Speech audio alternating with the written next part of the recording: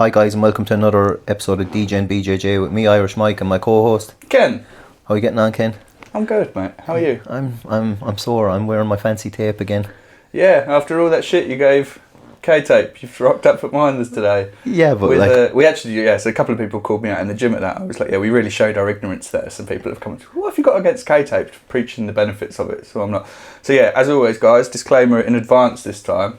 There is very little knowledge between me and Mike. I don't think we ever said there was. We never even tried to pretend there was, eh? And to be honest, they're obviously not listening to the podcast correctly if that's what they've been thinking. As we said, if you're looking to get something out of this that will benefit your health, your jiu-jitsu, or benefit you in any way, you're listening to the wrong podcast. This is 100%. But yeah, your arms taped up? No, so yeah, I was getting, obviously my back's been fucked. We spoke about last week. Yeah, two grumpy old men, both been a bit banged up and injured this week. Yeah, so I've been getting physio, and my back's actually fantastic today. I had physio again. It's still sore getting up, but as I say, we rolled last night, and it was the first night class I did. I was doing the mornings to try and get a feel for it, and what's that? Just because it's less rounds. And shorter classes, hour instead of an hour and a half. Yeah, so it's only 15 minutes rolling usually. So I always find people are a bit more like, 7 o'clock in the morning, people are a bit more sleepy, a bit more, we do the yoga warm up, it's a bit more of a docile class, ain't it? Like, you don't have the same... it sounds so... People haven't had the soul beaten out of them by work at that point, so like they haven't got the same level of anger that they want to exert. No one's pissed them off yet. Maybe that's just me. But yeah, the coffee hasn't quite hit yet either, so they're just barely waking up. But so I done 3 rounds Monday, felt a bit fucked. Wednesday then did Wednesday morning. Yeah, I done NoGi. That was alright. A bit stiff, very stiff when I get up after rolling. But not so much trouble in the rolling. I wasn't a stiff rolling, but afterwards you feel a bit fucked, Yeah. Wednesday night then, felt fucked kind of going in. Yeah, so you did the double yesterday. You did the morning and the evening. Coach was like, I don't know what was wrong with you. I don't think he's ever seen you do a morning class without me dragging you along. With me, he was like, I don't know, you had too much cocaine last night or something. Yeah, that's what he said to me. Yeah. He turned up to class. I was like, what the fuck's going on, Michael? And I was like, no, I haven't taken any cocaine, and I'm off alcohol 2 weeks yesterday, so I'm continuing that. Did fasting as well. Yeah, before. Yeah, we can come back to the injury stuff and how you're recovering there. But yeah, so you Mike's fads in the last 2 weeks. God, somebody get this guy a job, because seriously, he must be fucking bored. He's quit drinking. He's what other things have you taken up? You tried a couple of. I did a cold plunge on holiday, which is the biggest fad known to man, like. But that obviously, look, all these things have benefits, but there are fads on social media. Plunge. You've been seeing a chiropractor, which is with some sort of pseudoscience, and now he was like, yeah, was it Monday? You were like, lads, I'm going to give fasting a go. Monday, yeah, okay. So Sunday night, I kind of was thinking about it. I said, I'm going to fast some day this week, and I was thinking of fasting Sunday, and I said, no, fuck it. So I had like a Chinese I had a burger from Five Guys. That's at about 6 o'clock. Solid nutritious meal.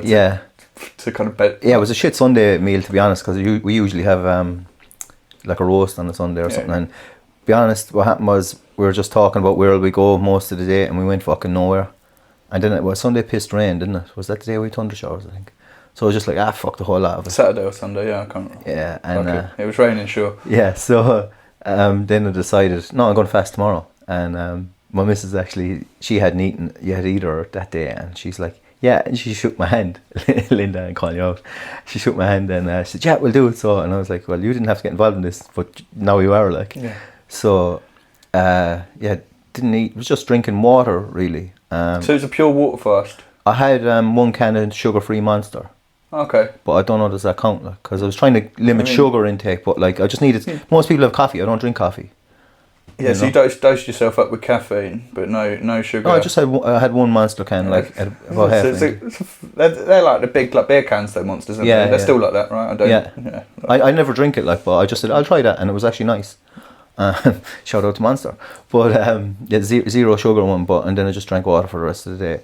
But I woke up the next day. Then I think that still counts. Like you say, if it's I don't know. I'm again gonna kind of revert back to the opening statement of this podcast. We know fuck all. So guys that might know more about fasting, because I know that people say black coffee doesn't affect, in terms of what it does with the gut microbiome. That's maybe benefited by a long-term fasting. They say that black coffee doesn't trigger that. So I feel like a monster is going to have other stuff in it that's going to trick your stomach. I agree. Yeah, I agree with that.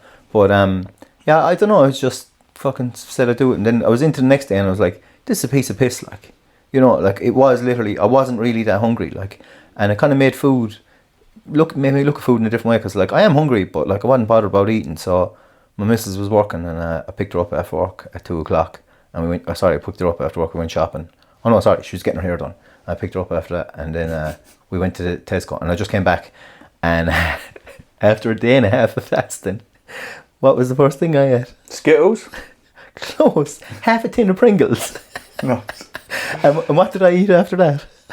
I had 2 bowls of crunchy nut cornflakes. Oh, that's and then I had 3 of them small Snickers, and that's what I ate for the whole day that day. Nice growing up meals there, mate. It's like when you send a 6-year-old to the shop with a £5, and it's what they come back with. Man, that's what I'm like all my life. The very minute I got old enough to buy my own sweets where no one could give out about me, I've just been eating chocolate and that. Like, all my teeth are fucked, like, from it. But yeah. Do you feel there was any benefit to the fasting? Look, do you feel it? I should have eaten a healthier meal at the end of the fast, and I think I should have done 2 days, because I think one day was so easy that I probably didn't get any benefit out of it. And my mother had done fasting before as well, and she done into 3 days, and by the 3rd day she said she felt fucked. Like, she said she felt great first day, second day fantastic, woke up the 3rd day feeling fine, but then started getting dizzy and every kind of thing, and just said no, like 3rd day I'm eating, like. And I think maybe it takes a day to get it start flushing things, because I think some of the science, look, fucking quoting some fella now, it's pro science, this is like, but I think because you're not having something in all the science is pro science. All the science we're talking about anyway. Your body starts eating away at all like bad tissue, bad bacteria or whatever, like that's in your body, and that's basically the reason to do it. So, but I never done one, so now I've done a day and a half, maybe a bit more if you want to count like sleeping that night before or whatever, you know. I don't fucking know, but yeah, so just said I'd try it. But I was actually hoping, I said like, give me another fad to do. I was hoping you'd give me something to do today, and nobody said anything. But so I'm still, if you say a fad now, I'll do a fad tomorrow and we'll talk about it next week. Right. If you can think of one, I will put a post up after. Between now and the end of the podcast, yeah, if you can think of one. We'll have to think of one. Get our brains. I should have done this before the podcast. Yeah, should give me time to think, mate. drop it on me now. Putting me under pressure. But yeah, so injury wise, you're back on the mats, which is good. So yeah. I'm going to stay back on the mats as well. Fuck this as well. I mean, this injury is not. I know it was me and you rolling and whatever, but it's another thing. Fucking tapping is real. It's a fucking weird one, like, you know, because arm bars especially, I find. It's like, you don't want to do it, but you gotta. Yeah, you need to learn how to escape, and you need, like, me and you, we have some good rolls, and to be fair, most of your arm bars are kind of clean, like, whereas you have it on the spin, and I know it's gone, and there's, like, I think you're on the way down, and you're kind of knowing I'm going to tap, or, you know, but it's happened to me before. This has happened to me before as well. That was a weird position last night as well, because, like, for people that know their jiu-jitsu, it was like a Choi bar entry from half guard. So was my hand a bit that way as well? Yeah. So the torque on your arms is a little bit different. It was like a Kimura kind of going back. Because of how it entered into it. Yeah. It's like a Kimura, but you whip the wrist round as you bring the leg over the hip. So, like, I mean, yeah, screamed like a bitch as well. But I didn't feel any pain then, which you don't, because adrenaline's running. And we rolled again, and you got me in another arm bar on the same side. But I just hacked on time on that one.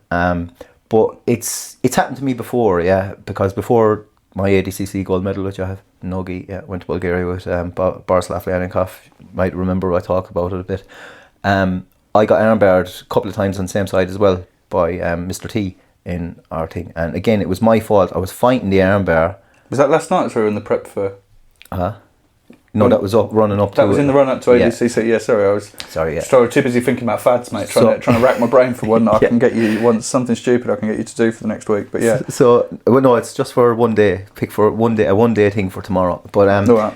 Yeah, but, so what happened was, you're fighting it, right, but there's a point where you know you're losing the battle, and maybe your hand, you can't tap because you might be using the other hand to fight. Yeah. And then you're thinking, like, instead of saying tap, I think, oh fuck, this is going, I need to tap.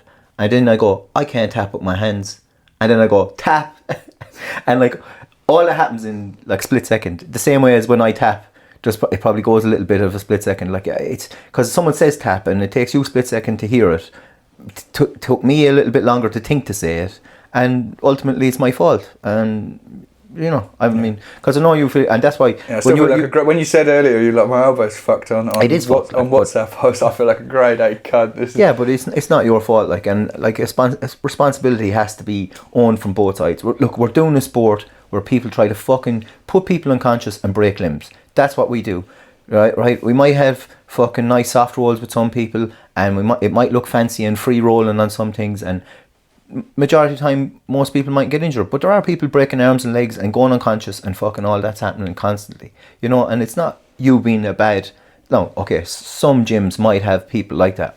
I don't know anyone in our gym that purposely are doing these things, yeah, and you definitely don't. So like, and we're good mates as well, because I would call you out, or I would call you cunt, or we wouldn't be recording today because I probably just have the hump if I did feel that, you know.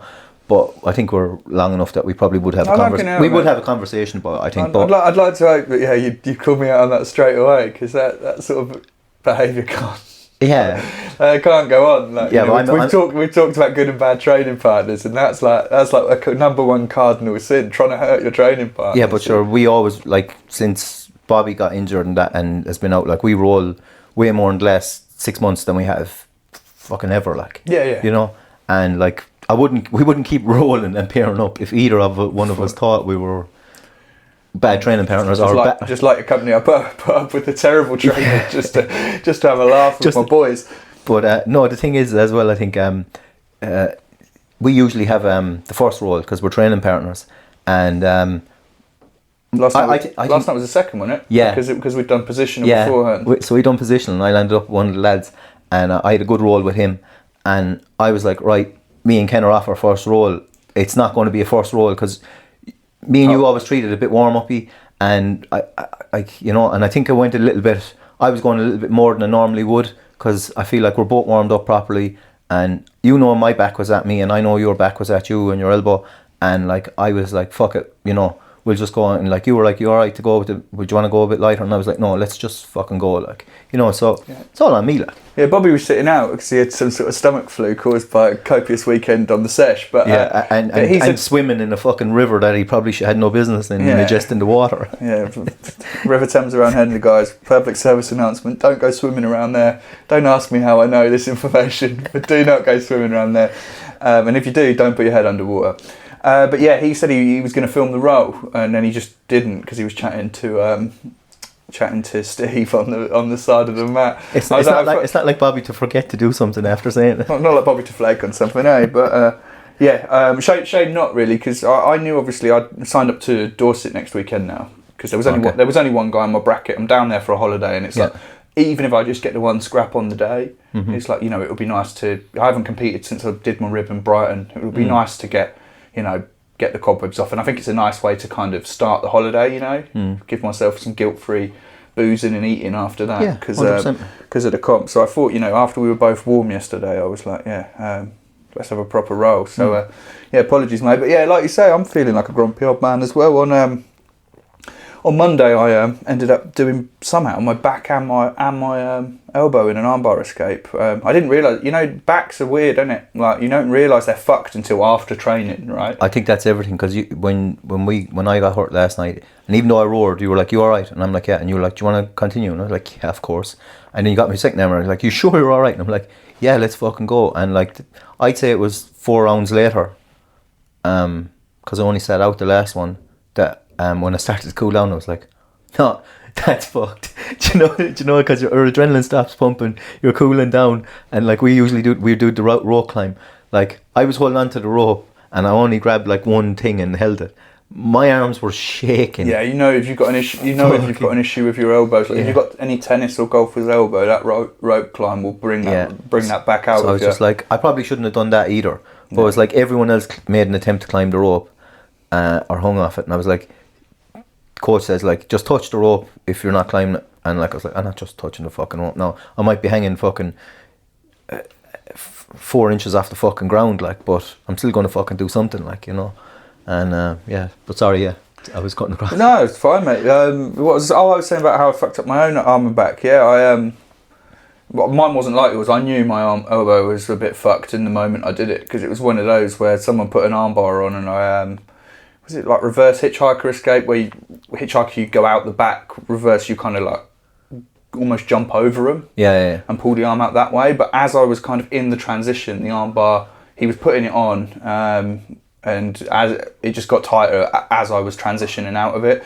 So like by the time I felt like a slight pop, which is the point, you know, I knew I'd gone past the point I should have tapped. By the point that happened, it was like, you know, like we were saying, it's dynamic, it's in a transition, you almost don't realise it's too late till it's too late. Yeah. And then by that point, I'd escaped from the sub, and it was like, well, I'm not going to stop rolling now, am I? Yeah. Let's carry it on. But that will happen when you. Whereas the back was the back felt fine for the whole training session, and then I was sat upstairs just chilling out, come off back at the gaff afterwards, and like the whole whatever it is, bottom couple of vertebrae were like just agony. But I don't even know how I did my back, like I don't even know, like I know it was at jiu-jitsu. It's because we're old, bruv. Like, let's I actually need someone in the head last night as well. I was running with Alex, and he was doing it. I think he was doing an air bar, and I got around him, and I had to jump over to get out of it, because I think he was going home with plate at me, or something. I can't remember, but I remember jumping over, and I just remember hitting something. I was like, "What the fuck was that?" And I was like, "Oh, I definitely hit his head." Classic Michael attack, the knee to the head. But fuck it, man. But yeah, we ain't that old. But you know, jiu-jitsu takes a toll on you, and like, you know, I don't know. I know you've done a more physical job. I've been working on sites and plastering since I'm fucking 16. Like, you know I think sitting in a chair, which is bearing in mind what I did for most of the time I was playing poker, and then most of my time in office jobs, I've been sat. I think that's worse for you than being on site. Worse for your back. It'll be not worse for. It's worse short term and things, but long term, like I'll be bent over at 60, and you'll be walking around the place like. Don't know. I think they both have really, really bad impact. But I guess we'll see. I've never seen an old plasterer like, you know. It's one of the reasons I got over it. That's for different reasons, mate. Do you know? But like you see people working in offices, well up into later age, like, you know what I mean. You don't see certain trades, like you wouldn't see people working, and even you know, especially nowadays. I guarantee you, this fucking softer generation that's about the place now, there won't even be tradesmen in fucking 30 years time. Yeah. What do you think?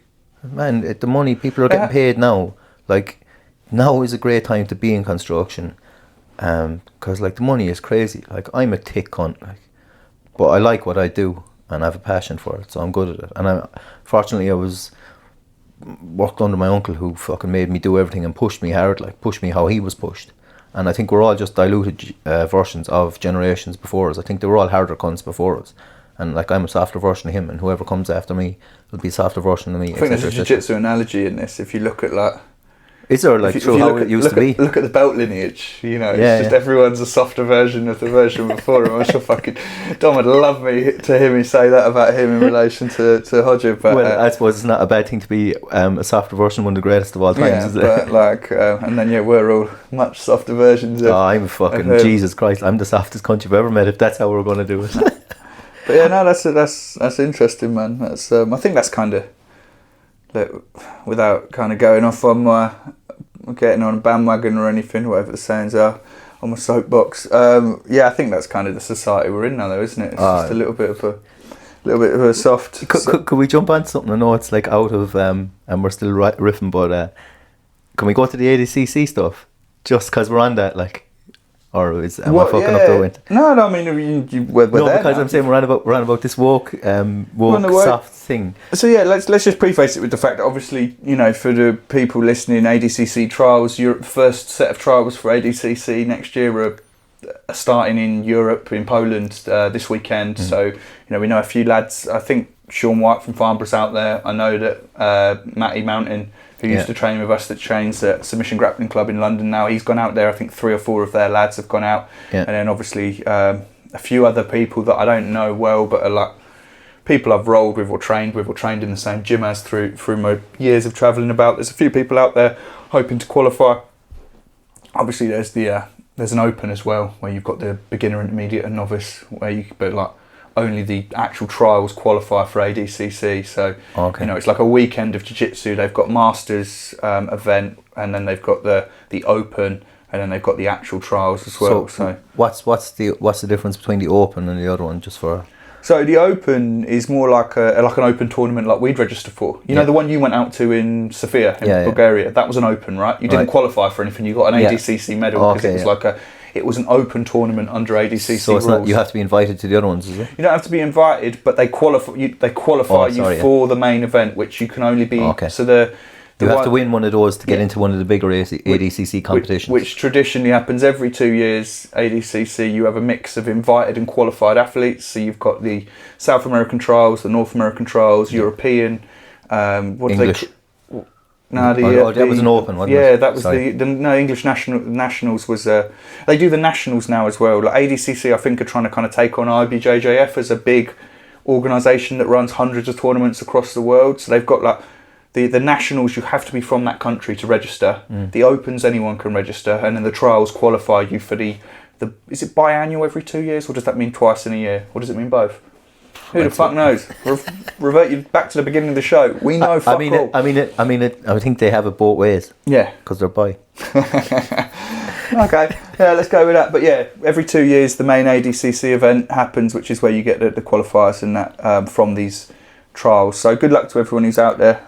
Obviously we'll try and do a breakdown of anyone we know that does well. And if you don't do well, then we'll just deny ever knowing you. And they had the rule change, which is why I've gone on. So that's what I was going to segue into. So there's been 2 massive rule changes, and we'll get into the one you want to talk about in a second. The first one was they changed the weigh-ins, right, from same day to day before. I think that's class. But they changed it this week, right, after everyone had registered their weights. They all doing So no one, people that could have cut down to 66 but registered at 77, because they're every 11 kilos, the ADCC limits as well, so it's big gaps. Right, they'd have registered for a weight category, and then after the registration was closed and the time to make changes was closed, that's when they announced it would be day before, so people didn't know they had the opportunity to do a hard cut. They all thought they were doing a same day weigh-in, and now they're going to have to do a day before. So there's going to be some people that have obviously managed to rehydrate way more, and I think it gives an unfair advantage to certain people, the juiced athletes, which is probably 80% of ADCC. Let's be honest, well, it's a percentage, and the higher end, we'll say. So speaking of juice, the other thing they did was they banned trans athletes, and I know that people might say juice, trans. What? Hang on, what are you saying? What I'm said to you at the time was, I think it's a weird line in the sand to draw, because ADCC actively. You can take juice and compete. Let's just they act. Call it I was going to say they actively don't test for steroids, but that's kind of an oxymoron. Like actively not doing something, but it's very clear that ADCC all the way up to the top event are not bothered. Does not test for steroids, right? It's known throughout the sport. So they've obviously, if a woman wants to take testosterone because she had I'm going to try and be politically correct here. Look, if you get it wrong, we don't understand this. We're old men. We've already established we're old men. You can burn it down if you want, and kind of watch the world burn. But I'll try and be a little bit PC here. So, if a woman who identifies as a man takes testosterone and wants to compete in the male division, that isn't allowed. However, if a woman identifies as a woman and wants to get juiced to the gills on testosterone, and then compete against other women, that is allowed. And I know that you're going to talk about the flip side. Start again. Sorry, so what was the first one again? Sorry. So a woman, but now identifies as a man, and takes testosterone because she identifies as a man, is not allowed to compete against men. Okay. Because trans athletes are banned. But a woman who identifies as a woman and takes testosterone is allowed to compete against. What I'm saying is, if you're going to have rules around, people having an unfair hormone advantage. Can I say something? Yeah, sure, mate. Before we go any further. I'm ranting here, I'm riffing, so please cut me off. Talk. There's loads of women already competing in ADCC taking testosterone. And that's what I'm saying. It's the same thing as the men that are taking. But if one of them suddenly said, I identify as a man and want to compete against the men, they're not allowed. What I'm saying is, I find it funny that you're going to say, this gives you an unfair hormonal advantage when you don't care about that in your kind of athletes that identify as the sex they were assigned at birth or gender they were assigned at birth, whatever the terminology is, bruv. But so if you're a man identifying as a woman, you can go in and fight girls. No, you can't do that either. But did we not see that one in the ADCC. That wasn't in ADCC. That was in NAGA. That was in America. Yeah, fucking woo, let's go America. Yeah, so that's a good point. So yeah, I'm just saying, like, I thought that was a weird ruling for ADCC. A couple of weird things to do this week. You know, make that announcement, which I understand, obviously, to protect women. But then, if you're going to be looking to protect the women, maybe you shouldn't be letting women compete against biological males. You know, yeah, but you shouldn't be letting women who are on steroids compete against women who potentially aren't. If you're going to start making lines and drawing rules around people's kind of hormone levels, then maybe you should be testing everyone and just saying, look, no juice. I just wish what they do is they just make we said it before, that you just make it's like everything else, right? They should make a transgender man to woman, transgender woman to man, male, female, whatever, kids, blah blah blah, and just give them their own category. Juice to the tits, we're not going to test you category, and a non, or juice to the tits, we're not going to test you, we don't care what you take, and you're natty, we're going to take a sample. Now the problem with that is it's not USADA, blah blah blah, and you can do it. So I get why they don't do it, because it's not the main event that happens every 2 years, right? I think this was something that I think you get $5,000 for second place and $10,000 for first place. Do you know how much it costs to run a kind of testing year-round testing program, or even to test your athletes that are turning up to compete on the day? It's very expensive to do properly. Of course, but so I think that's part of the reason jiu-jitsu doesn't do it, because there's fuck all money in it, so it's just turned a blind eye to. But this is the thing. I mean, I take steroids, right, and you don't, and I've been on the record, I don't give a fuck, right? I don't give a fuck, right? Don't care, right? What I do with my body is my business. My jiu-jitsu isn't getting any better, right? It might be a bit stronger or whatever. I'd be doing it now for recovery. But fucking, I don't even know where I was going with this, because it's just... Yeah, it's funny you bring up the different categories or something, because that was, I think what you were referring to was that video that went viral on Reddit. And again, it was something more is your one's name. Yeah, I actually can't pronounce her first name, but... It's doing the rounds on Instagram. Yeah, it's doing the rounds. Her coach is a fella called, I think it's Smitty Witt. Yeah, something like that. On Instagram, and he posts loads of videos. So if you can't, you find it through him. If you can't, She was grappling someone, a man that was identifying as a woman, and he was, or she, the trans athlete was double the size. Probably was it something like 90 kilos, and your one was like a little butt of a thing. It's like 60 kilos. And did she guillotine? Yeah, his name is Smitty Witt on Instagram, and she guillotines everyone though. That's her thing. She's like the Tyler Spangler of female competitors. She just guillotines. Taylor Moore is her name. That's it, yeah. I've just had to look it up, because I want to stop doing this amateur hour reporting where we're like, yeah, someone's name. Oh, fuck their name. We'll just talk about the story. Everyone knows what we're talking about. I knew it was something more anyway, but. Yeah, so it's just... So yeah, £135 versus £200. That's massive, at NAGA, and then she £200, 90 kilos, Do you know what I mean? Yeah, big difference. Yeah. What's 135? That's going to be about 50, right? It's bantamweight against light heavyweight. Yeah. But yeah, guys that are listening, guys and girls, go out and watch it, because it's actually a really nice technical display of good jiu-jitsu. But it's an absolute division as well, so a £200 woman should be able to compete. Oh, absolute? Yeah, so a £200 woman should be able to compete against a £135 woman. But the issue that's kind of caught fire is the fact that this is a man that identifies as a woman, and there's been a lot of people on Reddit that have been like, today I learned that jiu-jitsu is a transphobic sport, because obviously there's lots of people that share your opinion and I love the way how you put my opinion. And my opinion. I was gonna follow up with that, but yeah, push you first. That I don't think that I jump, mate. I don't think that people with biological men should be competing against women. But no, I think you see too much of it, and especially in the MMA things where you see these women just getting absolutely. Do you know what I've seen? I've seen people saying it's lazy men. No. Lazy competitive, some people are doing it, some people are actually claiming it with no interest or thought of changing their gender or going through a process. It's solely for the purpose of winning a plastic medal, and this is happening and there's people actually getting physically hurt over plastic medals, because some people are like, I don't train, right? I don't put in the work, right? It's fucking known, it's documented, yeah? I'm not going to fucking... Jesus, like, what kind of level would you have to be at to, even in your mind, to go, do you know what? All these woke fucking dickheads. I don't think anyone. I'm going to go on record now and say, mate, I will say categorically, I don't think biological men should be competing against biological women, regardless of how they identify. Yeah. However, I don't believe there is anybody out there that's a biological man that's saying, I'm going to pretend to identify as a woman to win a medal in this category. I don't think there's a single one. You wouldn't think there'd be one? There might be one. I know a lot of people with heavy autism now. Fuck it.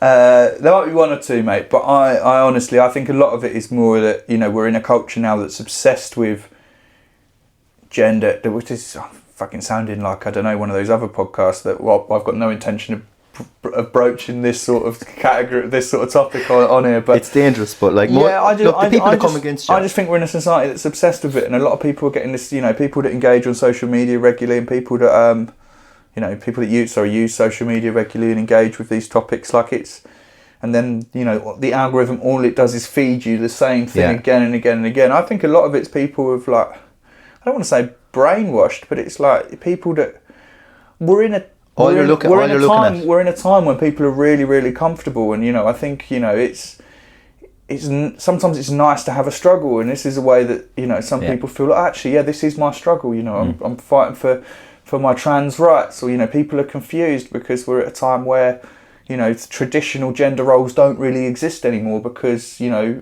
opportunities are far more equal. And I know I'm going to sound like me sitting here as a white male saying this. It's like, of course he thinks opportunities are equal, but my point is, I think that, you go on Reddit, you're gonna Reddit's a very negative place, mate. I think people are gonna think, oh well, this is all intentional, but I think I think what we're seeing in this video is like an unintentional side effect of the strange world that we live in right now. Yeah, as I said, I think weaponized autism is a real thing, and we'll leave it there.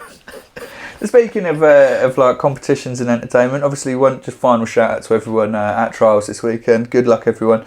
Did you watch the Quintet at the weekend? Did you watch any of it? Someone sent me the link and I didn't, but I have watched the highlights that are on Instagram. Nice. So you're aware of it? No, I actually do want to watch it because we spoke about the last one that was on, and I actually did watch a couple of matches off that.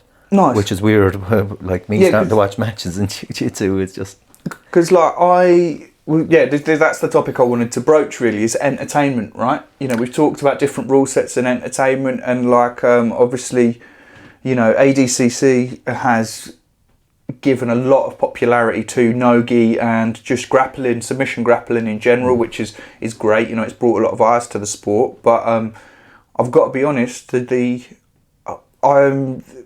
Quintet this weekend is probably the most engaged I've been watching a grappling event I think, ever. Like, you know, I think partly, and something someone touched on, and it's not original idea, so I'm not going to pretend that it is. Something someone touched on is like, we like to follow teams, right? You know. Yeah, that's true. Yeah, I never looked at it like that. In this country, you know, the thing that, you know, unites and separates so many people is football. Yeah. Because it's, you know, it's great to have a team to get behind. It gives you a sense of belonging, and I think within Quintet, because it's, do you know the rule set? No, but I'll give you an overview, right? So it's teams of 5. Yeah. You have a maximum weight limit across the team of 430 kilos. Yeah. So you can have, you know, one giant guy and a load of little guys, or a good mix and match, and then you pick a running order of 5 people. But they don't know the running orders of each, do they? No. So you announce the running order on the day for the first round. So it's 5 against 5. Yeah. If the guys are a similar weight, it's an 8-minute round. If there's a big weight disadvantage, the smaller guy can choose between a 4 or an 8-minute round. That's cool. How gangster you are, like. Yeah, and then so they go. The running orders: the 5 go against 5, the first guy against the first guy.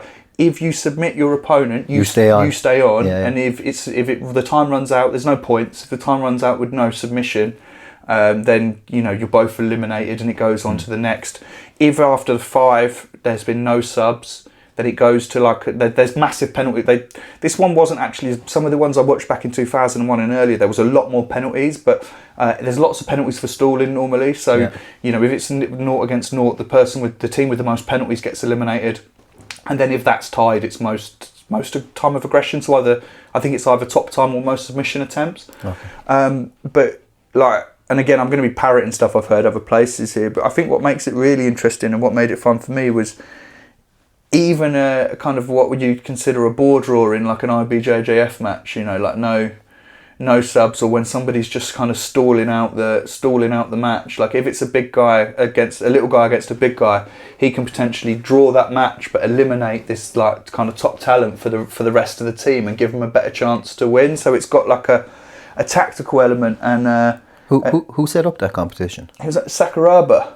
Oh yeah, because I see he has a team on it. I think it was him and Josh Barnett. Yeah. Him and Josh Barnett came up with the idea and then pitched it. Sakuraba's still competing in it at 52 or 53 years old, which is fucking cool. He's class, like, yeah. Yeah, it was like Team Sakuraba. Then you had the Polaris team, which had Owen Libsey and Owen O'Flanagan from. Actually, Owen didn't end up competing, I don't think, in it. He didn't. He ended up getting switched out for Jed Hugh in a couple of weeks beforehand. But then you were meant to have a new wave team, but they pulled out and were replaced by a B team, which they beat. They all had the matching jerseys and everything. The B team Bulls, they did the Chicago Bulls rip off. And there's no did the rip off, but like the Bulls is a thing as well, like, isn't it? Yeah, it's another play on words. Cucks and Bulls. I'll let your mind do the. I'll let you delve. They're just so fantastic. I'll let you delve into Reddit to find if you don't know about that. Reddit, and we'll open up your eyes to some of those potential jiu-jitsu gossip, conspiracy theories. And then the last team was 10th Planet. So the Martinez brothers, etc. But it was fucking wicked. I won't really go into a match like my by match breakdown, mate. I'm shame you haven't. No, do you know what the funny thing is? I used to find jiu-jitsu boring to watch, and now I'm slowly getting into watching bits. Yeah, it's like fine. that. Like. So I'm probably maturing as a jiu-jitsu player. Like I'm not gonna lie, but you're becoming more and more obsessed like me. That's what I was gonna say, because like I was gonna actually ask you about like different kind of styles and what you find interesting at, or at least entertaining as a spectator. Because I'm like, actually I found that really good. But then I watched the gi, the heavyweight. Not heavyweight, the Absolute GP, like Grand Prix, which had Meregali and a load of the top heavyweights in a couple of weeks ago, and I loved that as well. But when I was playing poker, would watch poker, and you can imagine how fucking boring that is, watching guys like shuffle their chips and then I used to love watching poker years ago. High stakes poker, and I also am the sort of guy that will watch a chess match, so I'm probably not the best guy to say what is entertaining and what isn't. So.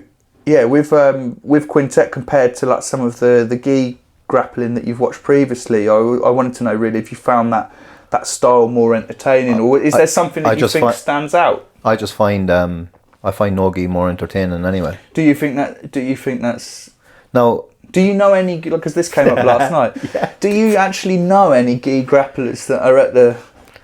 Like, I know whatever's on Instagram and whatever I choose, whatever's put in front of me that I'll watch.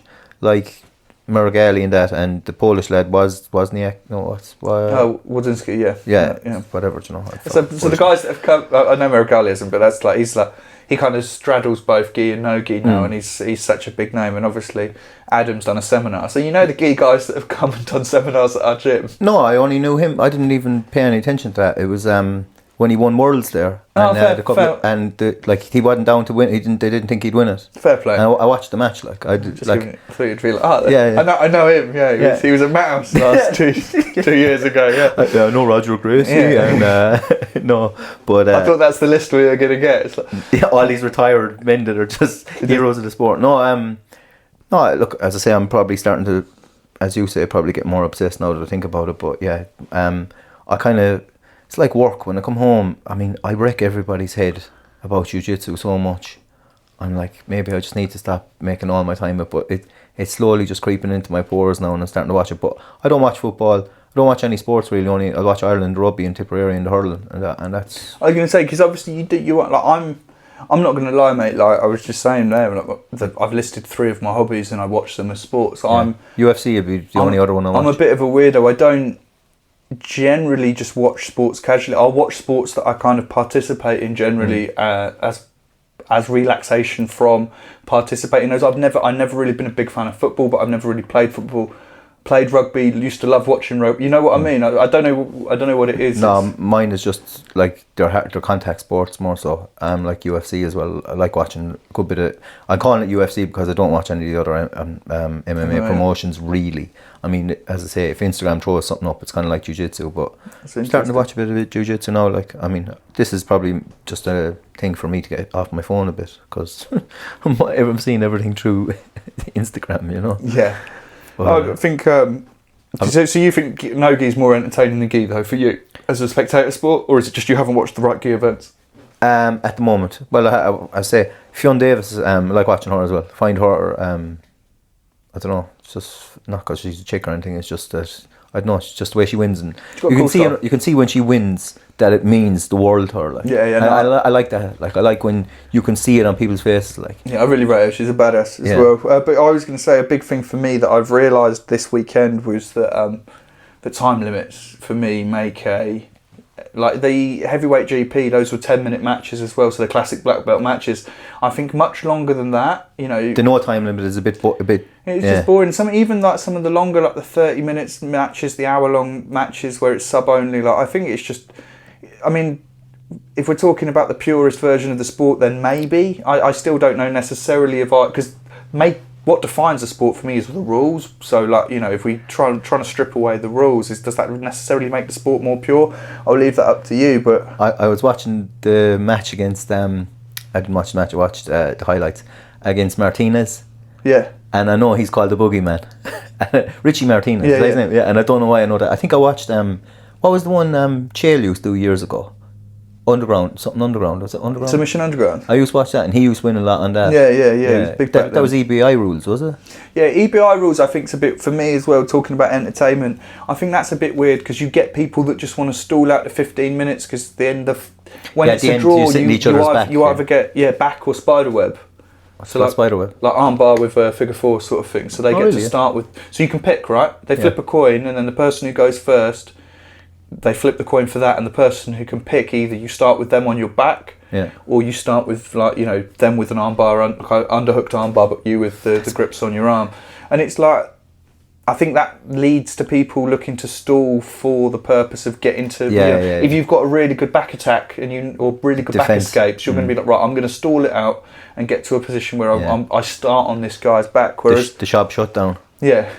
Just do nothing. What I liked about Quintet was, like, even the stalling rounds become tense because it's like, right, fuck, both of these guys are going to get eliminated. And it was cool. If you haven't watched it, the first two rounds definitely, like the Polaris versus B Team and the Team Sakuraba against 10th Planet are both available for free on YouTube, guys. So I might even try and get Mike to put the links in the bottom and we could funnel some traffic there, and you can let us know what you think, because I think it's a really cool style of jiu-jitsu and I'd like to see more of it. I like the team element. It gives you like a gang to get behind, and I thought it was cool. Some people I know that don't really watch grappling, even, like, I sent them a link and they watched some of it and was like, yeah, that was fucking rad. So you know, when you get non-grapplers to watch grappling and actually not just criticise it for being very homoerotic, you've done pretty well, man. Yeah, but to be fair, like, all the fun is making all the gay jokes, like, I mean, that's half the fun. It's half the fun. That's like, part of it, for sure. Like, if you're not slagging off your mates and calling them homosexual, like, what are you actually doing? Like, not that it's bad to be homosexual or anything. Came to jiu-jitsu for self-defence and stayed for the homoerotic humour. Yeah, and incoming for self-defence. Speaking of self-defence, actually, I don't think many of us did actually get into jiu-jitsu for self-defence, but obviously there are people that did. And was it you that shared that video? I put it up my story. Oh, yeah, put it up. Did you put it up on a podcast story? I put it up in the podcast story. Amazing, yeah. Just for the people that might not have seen it, because obviously it could have expired. Just give us a little lowdown of what that was. And I can't remember his name, but he's actually cool as fuck, and I do follow his page. He's actually been on Andrew Human Z Jitsu's page as well. So on his pod? Yeah, he's been on his pod. Sorry. So he's a legit. Because I thought this was a troll, right? We're on about yoga for BJJ's page, yeah. Is that who it was? I thought. Yeah, it was yoga for BJJ. Oh, it must have been a joke. Yeah, I didn't look at the page. I just saw the reel, mate. Anyway, sorry, you carry on. Yeah, so he goes, jiu-jitsu. You should never try and use jiu-jitsu in the streets. And he's doing it in his class. Nordic accent, like I think he's Swedish or something like that. He sounds like or Norway or something up around there. And he goes, he's probably fucking Jamaican now. That's when you I was just about to say, there you go, Michael, off insulting people again. Don't worry, guys. But, no one's still listening. Yeah, so he goes, if you're ever in a street fight, jiu-jitsu should never be used in a street fight. But if a guy comes at you with a knife in the street, don't try and fight him standing, because he can stab you in the chest and the head. Instead, fall to your back and fight him with his legs. And he goes down and plays guard as your man comes in, just kind of pushes him off with his legs. So he won't be able to stab you in a... he won't be able to stab you in a vulnerable place like the neck or the torso where your organs are. But so I was like, I'm not working, right? And I stayed up fucking playing Call of Duty till all hours last night. And next thing, go to bed. So get up and I'm like, it's probably 8:30 or something like that. And I'm looking at it and this thing comes up in front of me. I'm like, lads, this isn't for real. And like, I know the page and I know the guy is legit. I'm like, he is not. It's fucking... That has to be a joke, bro. Because like, yeah, I think a few of the lads in the group chat were on the podcast group chat were a little bit like, the thing is, that video he's not that guy. Like, he's not the guy that makes jokey jiu-jitsu videos. So it's very off. Like, if this is a troll, this is the ultimate troll. Like, this is like, I've trolled you so hard, you're actually thinking this is real. Like, but it's like, just lie in the back and fella with a knife. Like, imagine if he can pass your guard and you don't know. Let's just ignore the fact that you've got a load of major arteries and stuff that run through your legs, and if you get stabbed in one of those, you're going to bleed to death pretty damn quick. But hang on 2 seconds, right? If I just stab you in the foot, right, you're going to go, ow, my foot. You're not going to grab your foot, and then you're going to get stabbed in the other foot. I think I'm the retard. I didn't even think about getting stabbed through my foot. I was like, I suppose if you've got like some heavy shoes, you can't even run away if you get stabbed in the foot. And he avoids if he stabs you in both your feet and then passes your guard, you're just triple fucked at that point. Oh man! I mean, you can't even run away once you get stabbed in the foot. I mean, you can, but I imagine it's not half as quick as you could have ran if you seen this guy coming at you with a knife and you decided to fall on your back. And he never said you should do a break fall either, like, you know. No, just fall flat on your spine, chuck your legs in the air, and everything will be grand. So it will. What is your opinion on martial arts for self-defense, mate? Just as a quick random segue. Yeah, 100%. That's the whole purpose, isn't it? I mean, but it's all against the opponent, isn't it? You don't know who's coming at you, and I mean, just leg it. If you had to pick one. You could only pick one. Or pick one to... I'm just really spitballing, thinking aloud, mate. Oh, so if I was saying what would be the best martial art for street fight? For self-defense? Muay Thai. You reckon? All day. I reckon. Someone come at me, like especially if you're long cunt like you. I reckon athletics. Because like, you can kick so much farther than you can punch. Yeah. And someone that doesn't know about kicking, man, they're getting knocked. You're actually probably going to kill someone because you're going to be two bangs. You hitting them and them hitting the concrete. I've got a funny story about back when we were kids in Bristol. One of my mates got in a fight with this fella at a bar, and like a bit drunk, like puts his hands up, goes in like to throw a couple of punches, and before he's got into range, this guy's just snap kicked him in the face. And he's like, my mate can handle himself. To be fair, he's been in plenty of scraps. He's boxed a bit. Yeah, takes it. The guy kind of just adjusts his range. Again, my mate's kind of ducking and weaving, trying to like cut an angle to come in and throw a shot. Snap kick in the face again. I think this is that like a front kick or is it a side kick? Just like straight up the middle. Flashes his foot straight up the middle. We've got a pair of like winkle picker pointy shoes, like some flash cunt. And I think this same pattern happens maybe 4 or 5 times, and at that point my mate just shakes his head and fucking walks off. Better happen, mate. Yeah, but I think athletics will get you a lot further in self-defense than martial arts ever will. I think martial arts just has the chance to get you. I don't know. I think you need to be doing striking. As a lifelong martial artist, I love martial arts. I love training martial arts, but I don't think I've ever entered into it thinking this is going to be great for self-defense. But boxing, it was like, right, if I get into a tear up at a pub, at least I can throw a punch now. I think that's a big thing. Like, I don't know how to throw a punch. I think knowing where to put your weight and how to turn your hand over and stuff for connection, like, is a thing. I'm saying if you're going to have a scrap, like, but not like as if. Oh, you mean if it's unavoidable? Yeah. Oh, well, I'm saying for self-defense, it becomes unavoidable. Yeah, okay. Like, I'm not going to want to know how to do jiu-jitsu. I'm going to want to know where to hit you and how hard and how to turn my weight. But like, if you have them legs, like, I don't even think kickboxing, because when you've Muay Thai, you have the elbows and the knees. Lads, fella will flying knee you into the face. You're going to be thinking, what the fuck is going on here? And the next thing he's going to hit you with a fucking left or right hand, and then it's good night, Irene. Let's be honest, they've already done the litmus test, haven't they? It was UFC. Yeah. You know, and gradually over time they've combined all the kind of effective elements of the key martial arts into one style that is modern mixed martial arts. So I suppose if you're doing something for pure self-defense purposes, that's probably the one to do. Yeah. Get good at MMA, and then you know, think you can handle yourself better than you can, and get your head caved in the pub anyway. I mean, I think thinking you can handle yourself sometimes, especially if you're young, can do more damage than. I'll be honest with you. Like, I don't think the level of jiu-jitsu I have is going to save me in a street fight. Bruv, I'm a guard puller. I'm fucked. No, but like, I don't know. It's so weird. Like, because I would never think of doing. I'd actually probably try and throw hands because I've never been in a street fight in my life. I've had a couple of one or two in a nightclub or what, but nothing to be fucking writing home about. But like, I just walk away. I'm that age as well where I just walk away from things. I don't want, if I can talk someone down. Exactly. I've always done it. Like I've been in so little. Like I think in my whole life I've been in two proper fights. So guys, for self-defense, you're better off studying like critical thinking or negotiation, philosophy and athletics. Yeah, and Muay Thai. Because if they don't like what you're saying, just head kick them. Yeah, I don't know, mate. I don't know. I'm on the fence with that. When it comes to self-defense, I like I say, you know, I love jiu-jitsu, but most modern sport jiu-jitsu. Yeah, I don't know if isn't going to be too useful in a combat situation. If you did double leg someone on the street and fucking they smacked their back off the concrete, like, I'll tell you one thing, that would be some rude awakening. Unfortunately, I only do single legs. I haven't really honed my whole double leg that I'd be trying it. Yeah, but and like you reach for someone's, like, I'm going to be lazy and reach for his knee and I'm going to get a knee straight into the puss, like. Like it's just not going to go well unless I can fucking, is that a uchimata? Is that when you put this leg in and you kick it up and you drop? What did you call me?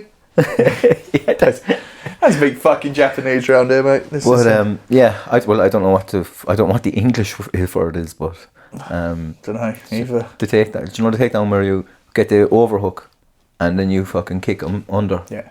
And then you land on the ground. I'm not going to pretend I know the right Japanese. I normally make up some Japanese names that sound like a kind of English fella you'd meet down the pub. I'm like, oh, old Harry Moshi. Yeah, I know him. Like, just to wind up the guys that are really into all the judo pronunciations and stuff. But yeah, no, it's interesting. Knifey spoony though, I'm definitely not pulling guard in that situation. That's what my thing was. Like, you just play him in a game, knifey spoony. I can't believe that wasn't a correct answer. Blue Eyes Ben actually picked it as well. He was one of the people that picked it. Ben. I fucking love it. So you've played knifey spoony before, mate? Yeah, I put that story up after, and you actually put it in the chat while I was cutting it out of YouTube to put it on the fucking story. Like, we just think we're on the same wavelength. We're the same type of retarded, mate. Our periods have sunken together, yeah. Because men can have periods now. They can. In this walk. They can't compete in ADCC as women, though. Doesn't matter how much you're bleeding. Right. On that note, we've finally done the fucking giveaway, Sam. Yeah. Me being unemployed, just so much work gets done. I mean, I actually do so much work. I have a job coming up, so I'm not going to comment what I was going to say. But yeah, I'm starting a new job Monday, so I said, fuck it, I might as well do it. And I'll show you afterwards, I've recorded about 60 fucking videos. Of yourself? Yeah, trying to say what I wanted to say. Well, oh my God. Well, so guys, when you do go back and look at the video, so it's on the Instagram page, which is Degen_pod_BJJ. Or Degen_BJJ_pod. Yeah. You can tell I use it frequently. Yeah, so when you go on there and watch the video on how to enter the comp, get the free, it's a full set, you know, rash guard and shorts. Like, bearing in mind, when you watch this was Michael's 6th attempt. This wasn't his first attempt. No, it was my 26th attempt. I'll show you the videos later. Yeah, okay. So when you look at it, think how bad the other attempts must have been if this was the final product. But yeah, follow the instructions, guys. We'll do the draw on Thursday morning next week, and we'll do. We'll announce the winner on this, and then we'll make a post about it. Announce the winner on next week's show.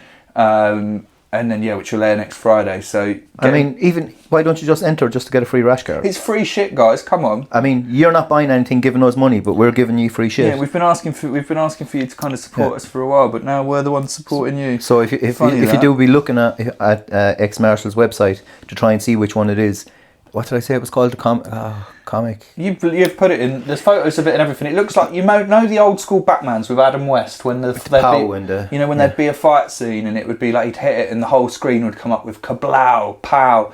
It's like a black and green design with those sort of things over it. So yeah. But if you're going in there and you're having a look and you see something you like, use code DGen10 for 10% off. Yeah, X Marshall guys. Our most longest running brand association, but with that in mind, one of our newer and slightly closer to home with Mouse, our training partner, Salt and Storm. As I mentioned last week, they've got a new pre-release of the Tiger Fight rash guard. If that's not your thing and you want to see a man biting another man's neck, the Dante rash guard is still up for grabs in some sizes, I believe. So go check out their. They're all limited runs as well, I think. So once they're done, I think they won't be. He's reprinted, so he's not reprinting any of it. So it's like, so it's all exclusive. Like, if you like it, get in on the pre-order. Also follow him on Instagram because he shares like more of the kind of medieval art, the classical art that he probably will change into rash guards. Yeah, that inspires his kind of MO, and like there's some cool shit there actually. Like originally, like I'm not going to lie, bro. The last one he done today. He done one. It's like I don't know. It's a Saint Michael on the top. It looks something like that because he has the spear going down, which is. This whole St. Michael thing, he's stopping people coming up from hell, and then there's the devil underneath, reflected, and I actually think that's cool. Yeah. I actually like that one. If there's some that I've been like, that's some cool shit. So look and check out his shit. And we've got a new announcement as well, haven't we? We've got a third brand association. Yeah. New on the scene. So get yourself a Salt and Storm rash guard, and then head over to Flow State BJJ and get yourself a nice pair of shorts. They've got 20% off. If you use code DGenPod at the checkout, but I think they've 4 shorts. I was thinking it wasn't 4, but there's 4 at the moment. There's a tiger stripe one that's a kind of a bluey kind of a colour, and there's another one with mushrooms on it, which I thought it would be your kind of deal. Like, okay. I know you probably haven't checked them out yet because I only told you today that I've got a penchant for mushrooms. So maybe they can send us some of them to try out the gear. But DGen10 at X Marshall, you get 10% off. And what is it? DGen_pod? No, just DGenPod, all one word. DGenPod is one word. Get 20% off of Flow State. Yeah, and they're UK company as well, so it's not like X Marshall where you're coming from the States and stuff. So and I think they're reasonably priced shorts, and for the 20% off, from what I've seen, like. I'd nearly buy a pair, but I have so many fucking. And if you do or do an order through Salt and Storm, let them know where you heard about us here. So that's like, we've got a nice range there. X Marshall go with some of the more kind of like what you'd expect to see on the mat. Those loud, vibrant designs. Salt and Storm's something small batch, very unique. And Flow State's like a new brand doing their own thing. Yeah, they're new, and he's sound geezer. Like, he hit us up and he said, "Look, I'm not planning on being on every space, but like, I listened to podcasts and I thought I'd hit you up, and like, we're more than willing to do business with anyone, and promote everyone." As well, right? Yeah, UK based. Yeah, exactly. So you've got X Marshall, international brand, Salt and Storm, small batch, Flow State, up and coming, another UK brand. Check them all out. Check them all out and see what fits your vibe, because like we keep saying, jiu-jitsu is full of weird and wonderful people. We're not all kind of cut from the same cloth, so between those 3 brands there should be something that fits your kind of your style, and if not, well, I don't know. We're trying our best, like. We're trying our best, guys. Come on. Yeah, get fucking sure your old to hit us up, and we'll give you fucking 10% off that. Like, you know what I mean? Just send us to the right people, Exactly that. Is there anything you wanted to wrap up on, Mike? Nah, man, no, all good. Actually, out of the blue, Joseph is going to be on next week. Is that actually happening? Confirmed. Yeah. I wasn't going to mention it, so in case we get let down again. But no, there was something else actually. Like, despite his ogre-like exterior, it turns out our friend Adam Squishy Brown is actually quite a sensitive soul, and took some. I don't agree in going in on him again on every podcast. I'm not going in on him again. He took some offence to me calling him an average jiu-jitsu coach. So I just wanted to write I actually genuinely didn't mean that as an insult. If you think about everybody that coaches jiu-jitsu across the world, most of them being black belts, to be called an average coach as a brown belt is actually a pretty nice compliment, and he's helped me loads personally with my jiu-jitsu, like especially the Thursday morning classes when I've been slacking off of work and I've just stayed down there asking him questions and technique. So yeah, sorry mate, didn't mean to upset you, love you really. And yeah, next week we might have Joseph Mogger, and I'm not going to hold my breath about it a second time because apparently he's done with his travelling now, and he has time to give us. He's got time for the little people now. Yeah, so. Sweet. Well, once bitten, twice shy. Let's maybe see if Joseph Mogg can make a fan out of me. Tune in next week to find out, guys. Where do they reach us? Sorry, guys, Mark. So so Degen BJJ Pod on everything. Look, there's the WhatsApp community. There's a link tree in the WhatsApp to all the. If you're on Apple Music instead of Spotify, I always put up the Spotify link because it's 80% of what people listen to us through. But yeah, share us around to your friends as well. Like, you know, I mean, it's not. Some people that mightn't even be into jiu-jitsu might be interested in listening, you know. I don't know. Maybe not. Maybe if they can't sleep, they can at least listen to our voices before bed, and it'll put them off into a slumber. I think my voice would just drive any cunt mad to a phone to be gone out the window. I don't know. There's been lots of compliments, mate. You've got lots of admirers out there. Yeah. But yeah, guys, like, comment, subscribe, do all that good shit. Engage. Tell us what you think of us, and as always, play it to your nan. See ya. Much love.